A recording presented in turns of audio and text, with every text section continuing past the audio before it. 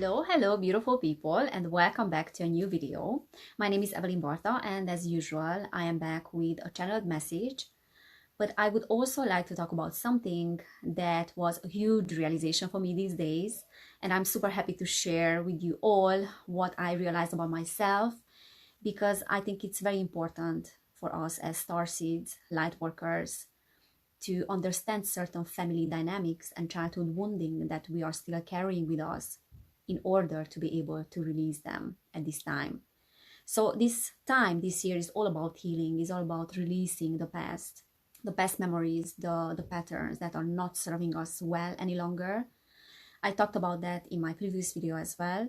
So this realization was so eye-opening for me and so relieving. And that is the phenomena of the black sheep or scapegoat in the family that is related to the abandonment trauma, to feeling orphaned and alienated from a group of people and from the family unit.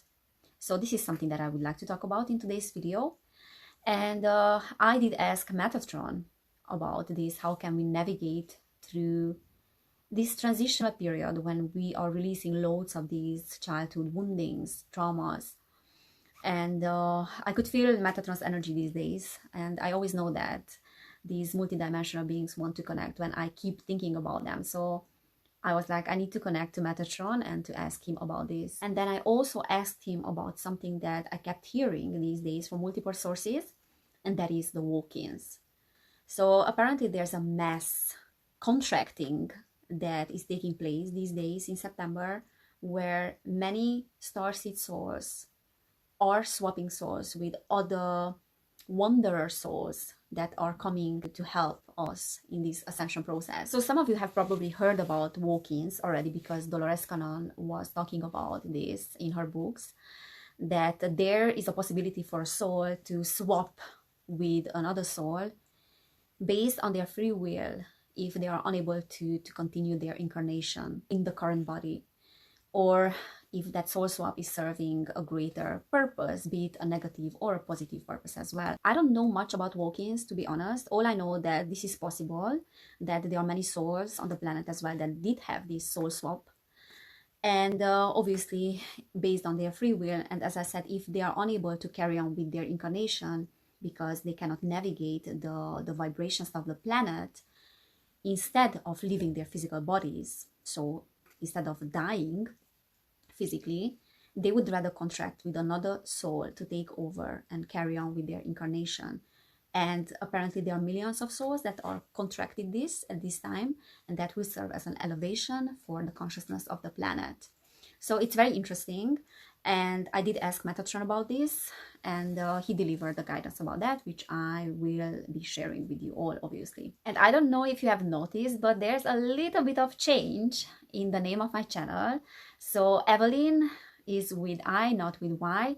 And the reason why I changed it is because this is my birth name. But I don't know, at some point, I think when I first made an account on Facebook, I wrote it with Y for some reason, and it stayed like that. So I had my Instagram account with Y, and it was like so natural for me to do my YouTube channel as well with Y, not with I. But numerologically, it makes a huge difference, that single letter, because my life path number in numerology is 11, based on my real name, my birth name. But if I change it to Y, which has been for many years, it's 9.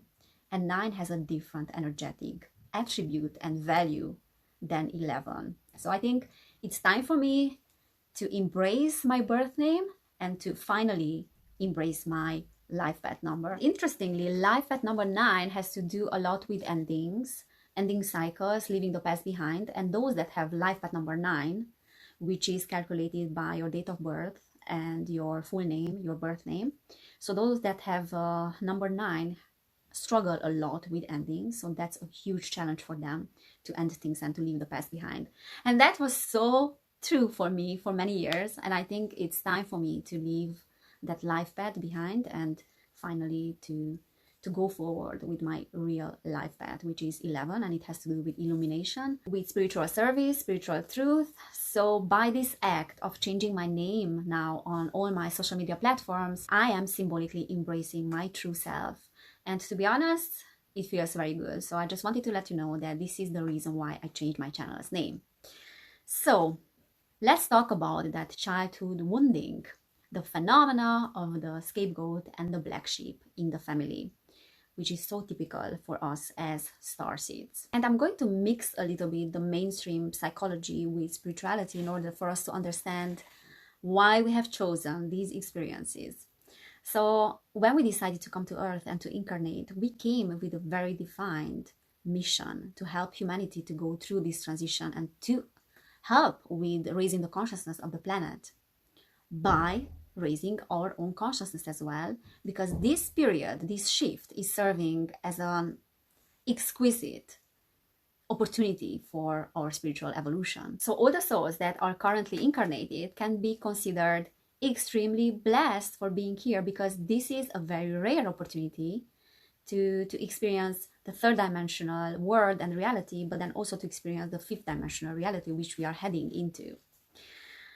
But in order to fulfill that mission, you did have to have certain aspects of yourself that will serve you in this particular journey, in this path. So you have chosen your families. You have chosen those amazing family units, challenging family units that will teach you in the best possible way how to become that version of yourself that can fulfill this mission. And the reason why I'm talking about the black sheep or scapegoat phenomena is because this is the most typical phenomena that we have chosen for ourselves as starseeds to experience in order to be equipped in the best possible way to navigate through this transition and awakening. And you will understand why I'm saying that. So you have chosen to be born in a family that has less awareness than yourself. You have come from higher dimensions. So you have this higher dimensional knowledge about the reality, about the universal truth. You are carrying that truth within your DNA. You are carrying that spiritual awareness within yourself, which all of us do. But you have experienced what is to access that knowledge and that wisdom within yourself. So you were born in an environment where people don't have that awareness of this reality, which is just an illusion, even though it wasn't so conscious for you. But you were able to see through the BS. You knew that something is wrong with the teachings that you have received and with the programming that you have received. You could just not point out the problem. And of course you couldn't, because you were a child. You were born with the spiritual amnesia. You forgot where you came from. And because you could feel that something is wrong in this reality which you were born into, but you didn't know why you are knowing that, and you didn't know what was the problem. So what did you do? You started to rebel against your reality. You could naturally sense the BS, and you had a very strong personality as well within the family unit. So what happens when someone is strong and doesn't want to obey to the rules within the system that they don't agree with, even as a child? You will be perceived in that unit as a threat, because in the eyes of others, you represent the courage that they are unable to have, that you are expressing your needs in a very obvious way, which they have never been able to do. So you're naturally being born in a family unit where everyone around you is not embracing themselves, not even knowing who they are. Therefore, they are not taking responsibility for their actions. So they need a scapegoat. They need a black sheep that can be blamed for all the dysfunction of the family, for all the problems within the family unit. So what do we do with this scapegoat that is reminding us of our own dysfunction? We have to convince them that their reality is not valid. And we also have to convince them to adopt our reality, which is valid. And in order to do that, we have to plant the seeds of doubt in the scapegoat that will question their own truth, and that is called gaslighting. So if you are the scapegoat within the family unit, the black sheep that had more awareness than the others, you have probably experienced a lot of gaslighting. Now, you have probably experienced this at different degrees, but within a family, gaslighting can sound like, "Oh honey, you are just too young to understand these things. You know nothing at this age." Or, If you tell the parents that they always make you feel like this and that when they are telling you this and that, and they would be like, no, I never said that. I would never say something like that. You were just imagining it. So this is within a family. But if you have experienced this in your childhood, it is very likely that you will come across the same thing over and over again in your relationships as well. And what is going on in the world right now is we are being gaslit. And not only by the authorities, but then also from people in your immediate environment. So for example, if you hear things like, oh, you have watched so much BS on YouTube and you're adopting that as your truth without any tangible data and tangible proof about what is going on in the world, I think you're just delusional, or I think you're just in denial about what's going on. You should do your research, or you should work on your blockages because I don't know how to handle you, and so on, so on. So sorry about the theater, but I just wanted to demonstrate how can that sound like. And going back to the childhood wounding, when you have experienced this for a long time, then you start to associate love, family, and home with a feeling of not belonging, with a feeling of being different, with a feeling of not being understood. So automatically you will be seeking these things in your adulthood as well. And you will have that desperate feeling of wanting to belong. And I spent a decade in trying to find out why I have abandonment issues, why I have this anxious feeling about my relationships and being abandoned. Because there was nothing tangible that happened in my childhood. There was no abuse, there was no aggression or anything like that. There was just lack of belonging, lack of being understood. And it's very, very difficult to understand why you are feeling so orphaned, why you are feeling so abandoned, and not only in your relationships, but within any community and within the society itself. Why you constantly feel that you are not belonging. And I would go to therapies as well and spend a lot of time trying to find out what was that particular moment when I felt abandoned in my childhood that created this blockage within myself. And there was no particular moment. It happened throughout the years. Slowly, that lack of belonging, lack of being understood. And when you have this lack of belonging to a community, then you have also the lack of safety. And whenever you are being presented with the same situation in your relationships, it will get activated and you get into fight and flight. So because you were the scapegoat and you were denied, rejected, and disowned within the family unit because you were different, then you created this pattern of wanting to desperately belong to someone because you have never experienced that fully in your childhood. And because you were also the scapegoat, so the problems of the family, to a certain degree, obviously, were projected onto you. You are the person right now who is taking a lot of responsibility for other people's stuff as well, which is not even yours. Because this is what you have been doing all your childhood. And if you are not aware with this dynamic, you will continue to do the same thing. You will take responsibility for other people's stuff as well within any relationship dynamic. You will be the one that will be always honest. You will be the one that will always speak their truth, that will always want to work on themselves to improve themselves, that will blame themselves for anything that goes wrong. And that is because you want to be the exact opposite of those people that were in the family unit and were not taking responsibility for themselves. So when you encounter someone as an adult that refuses to take responsibility for their actions, that's going to trigger you big time. And you're going to be the truth seekers in the society. You're going to be the ones that are speaking up. You're going to be the ones that are tolerating injustice within the society. So you're going to be the starseeds that this society is needing. However, I want to tell you that you don't need to take responsibility for other people's actions. And sometimes it's like, you just have to see that, okay, I see you, I hear you, that you refuse to take responsibility for your actions because it's too painful for you to see the truth. But I'm not going to blame myself for the whole situation. And I'm not going to be the one this time that is taking responsibility. I'm going to see my part and I'm going to work on that, but not on your part. So let's talk about the type of people that you will be attracted to as the black sheep, as the scapegoat. Because there's a particular type of people that we attract. And this is very important in order to understand your dynamics in your relationships. So let's illustrate this this is a scapegoat with two of them. So I'm going to illustrate this with these hand fans. This is the scapegoat and this is that particular type of person. So this person is the person that experienced the other side of the coin. There is an incompatibility within the family that they were born into. However, this person has chosen, because had no other option, than giving up on their needs, desires, and feelings in order to be compatible with one of the parental figures within the family or the whole family. These individuals have experienced enmeshment trauma, meaning that they gave up on their identity in order to please one of the family members, in order to maintain peace within the family unit, in order to belong to that family unit and to be accepted within that family unit.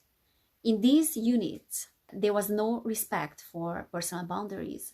So these individuals have not developed very defined and strong boundaries. And these people normally are the people pleasers of the society. They would just give, sometimes and many times without even being asked to give or to conform to certain rules. It is extremely hard to have very strong and defined boundaries for a person that experienced enmeshment trauma. They will always please others in order to be accepted to their own expense. However, they also want to experience that closeness, that sense of belonging, that intimacy with someone. But whenever they meet someone who seems to be the best match for them, which is this, they will automatically feel like they have to give up on their own true identity and on themselves in order to belong to that person. They will feel suffocated, imprisoned, and they will naturally push people away. They will be always in between this wanting intimacy but not wanting it because it is too heavy for them. So they will play this push and pull game. Also, they cannot be authentic because they don't know what they are, because they have given up on their authentic self when they were children. And because they don't know what they are, they cannot really take responsibility either for themselves. So they will be always in between the feeling of losing themselves but wanting intimacy as well. And they will always have this fear of someone wanting to cross their boundaries, and they will feel controlled. So here is the person with the abandonment issue that wants to belong desperately to someone because they haven't experienced that. Here is that person who also wants to belong, but because their boundaries have been crossed over and over again and they don't have boundaries, they will feel constantly that this person wants to control them. So they will say that this person is controlling, too much to handle. This person, because they always take responsibility, they will always feel like this person is not reliable. And because both of them are traumatic childhood experiences, this person will always feel controlled, suffocated by this person. So it will push away their partners. Therefore, this person will always feel abandoned, orphaned, and not understood. So in both cases, the fight or flight will kick in. Both will react based on that fight or flight. It's like, oh my God, I have to give up on myself again. No, it cannot be happening. So I need to pull away. This one is like, oh my God, I'm being now abandoned. It's happening again.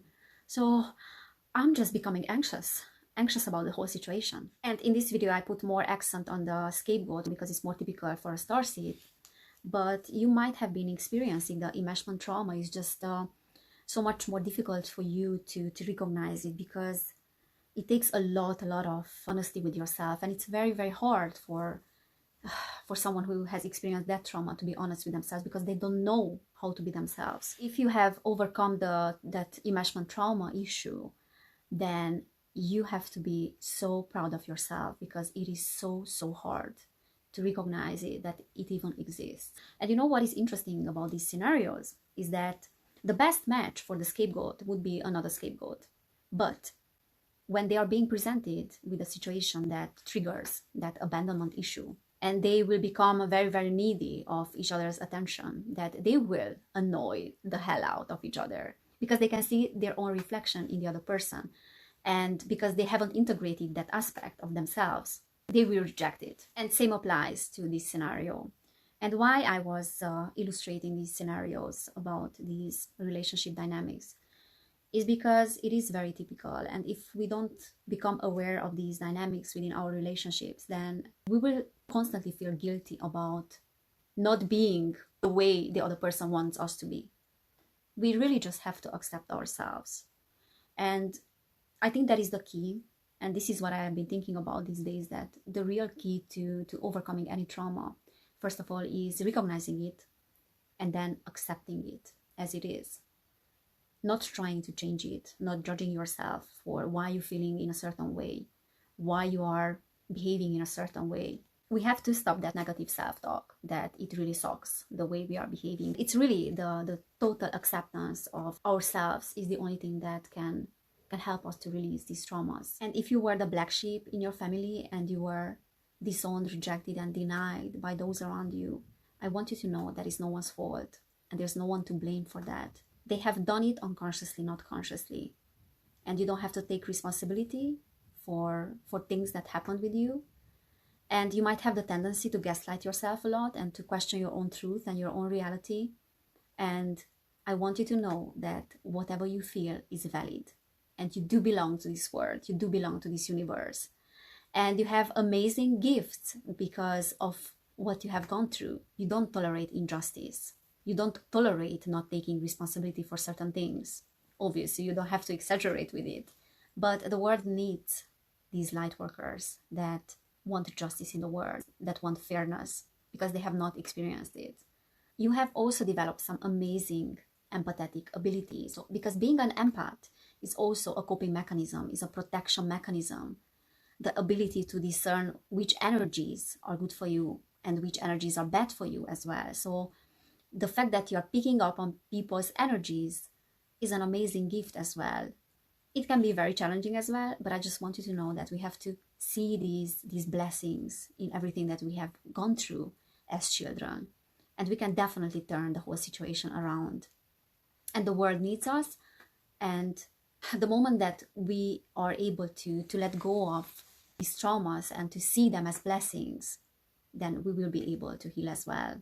And this month is all about that. Okay, so this video is ridiculously long and it's so different to my usual videos, but I thought it was very important for me to share my realization with you so you can all kind of learn about your blockages, your traumas, and it can help you to release them as well. And it's really the acceptance. I cannot stress about that enough, how important it is to accept ourselves. And I have a video where God, Source, talks about this full acceptance of ourselves and what we are. You can watch that video because it really helped me these days. I had to listen to that message over and over again to let it sink. Because even though I receive these messages, sometimes they don't sink in. So I need to listen to them a few times. So I will close the video with reading the message that I received from Metatron about to heal the past, how to forgive, and then also about the walk-ins. So this channeled message is from Metatron from the 16th of September 2021. Take the heart of others within yourself and know that their journey is your journey and their essence is the very essence of you. So then you can understand your current journey that is leading you all together on the path of evolution and awakening. Your sacred tasks are for the participation in the whole. And what is the core of the heart? That is the core of the universal law of love. When you call forward the name of others, then you are calling forward the gateway to all that is. And the task is all yours to be appreciated. Are you seeing in others all that you adore in yourself? Your answer to that question is the answer for all your questions, because when you see goodness in the world, you can go forward with forgiveness, and so shall it be. You anticipated the mission together, and your question entails what you call the forgiving heart that is capable of turning around the most challenging situations in the favor of the universal love. That love is your way forward, and you shall always act from it. You shall all get to the core of the heart that knows all the answers, and knowing that God is within all of you. So why let that bypass your hearts and not be embraced? You are being presented with those things that you are resisting the most, and you are seeing those things in others too. Take them within you and hold them close to your heart. That's what love does. And you will know that you are holding your own selves, because there is no separation, only the illusion of it that you willingly decided to participate in. You are completing an evolutionary process, and you are freeing all those souls that are lost in this process. You are showing them the way. What they have not completed You will present them with the solution, with leading by example. You have a grand mission and you are on the right path. So keep going, dear child. Keep receiving, keep giving, and keep seeing your innocence in all of your brothers and sisters. They are you and you are them. You are all God. You are all divine. So that was the first part, and it's really all about acceptance for each other and understanding that we are on the same journey. We are all in this together and we are the teachers of each other. So this is what we have to see in each other and to take each other as a part of ourselves, because this is what love does. And the second part is about the walk-ins, so I'm gonna read that for you as well. So this is what he said. New souls entering your time-space complex means new innovation of spirit enveloping your planetary sphere.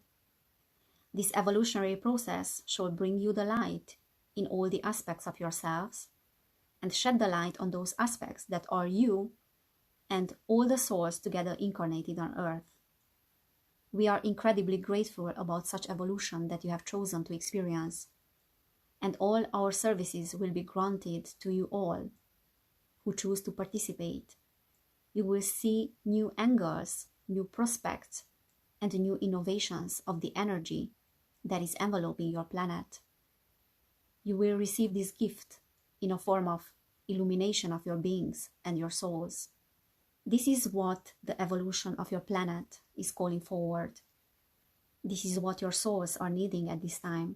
So please be blessed and grateful, and feeling that gratitude in your very being will hold the light for others and illuminate their ways. Metatron is here, and I am offering my services to all of you, and so shall it be.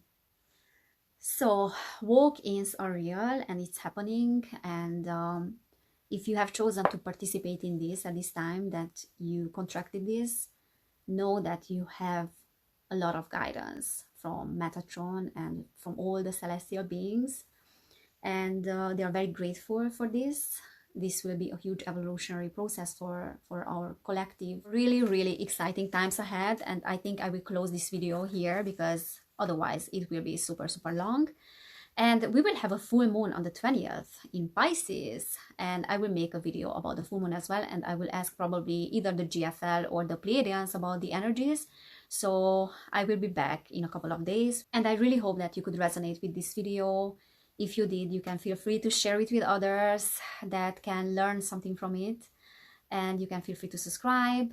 If you like the video, give it a thumbs up. If you don't like it, give it a thumbs down, because both are helping the algorithm, and that is super important at this time, so more and more people can come across this information. So thank you guys for being here. I appreciate you as always. I love you all, and really I cannot wait to see you in my next full moon video. So take care, and I will see you next time. Kisses.